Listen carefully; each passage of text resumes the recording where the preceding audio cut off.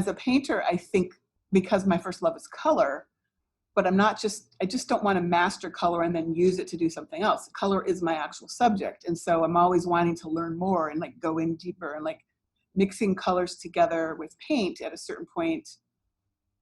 There wasn't anything really new to learn, because at a certain point you kind of learn everything you need to learn to use it as a tool. This adds so much more complexity to working with color than anything I've ever done before. So I'm like learning things all the time. For example, if you mix, just in a rudimentary way, if you mix yellow and blue together, you'll get green. If you mix a yellow that disappears with a blue, you'll get a green that starts off green, but as the yellow disappears, the color turns into blue. So it goes from green to blue. So that changing of the color is interesting to me. And the inks and dyes and stains all have their own quirky things that I'm exploring all the time in my paintings anyway. Like some colors will bleed out and do this sort of amazing halo. And then that halo will disappear if it's a fugitive color. The SunTests series kind of springs out of the colors that are fugitive or that will disappear versus the colors that are really light fast.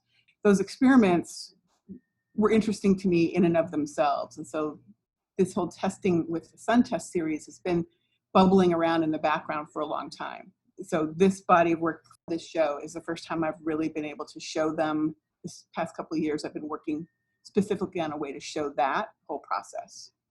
Like each piece is like a still frame in a time-lapse movie, and you don't really get the sense of the changing from one to the next without at least two pieces.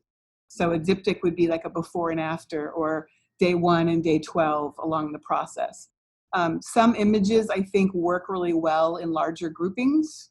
Partly it's also just for some variety. I mean, they're available in other groupings. Like if I have a group of 4 and somebody just has space for 2, we can certainly do that. But for me, I've never been able to go beyond a certain size as a painter, painting, because I work flat. And so I have to lean over everything and be able to move it around.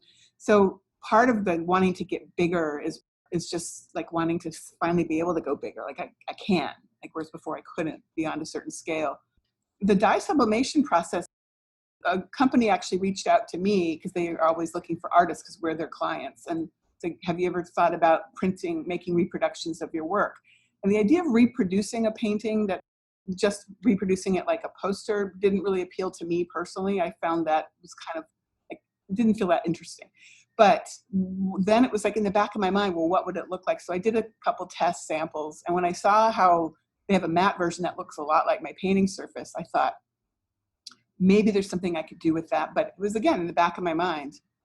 And then at some point, the SunTest series kind of circled back around in I think I got some new colors I needed to test.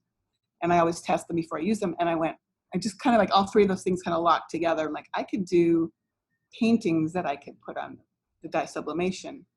And then that kind of opened it all up. Yeah, I mean, the painting doesn't exist. The image of it exists only at the moment it's in right today. But it doesn't, the image that it started out as and all the steps along the way, that information, that image is gone. It doesn't exist anywhere except in the digital image. So this is kind of the only way I can show it, you know. I mean, there's also the metaphorical aspect of, you know, life. Everything's impermanent, really. Everything's changing all the time and things are disappearing, or there's a cycle of some sort that, you know, as artists, we a lot of times are tying into these bigger themes. So the idea of impermanence or transience is really interesting to me in the whole body of testing, but specifically in this body of work, it's really amplified, which I really like. But it really comes back to color first and foremost. I mean, that's my thing. I'm sort of hooked by color. So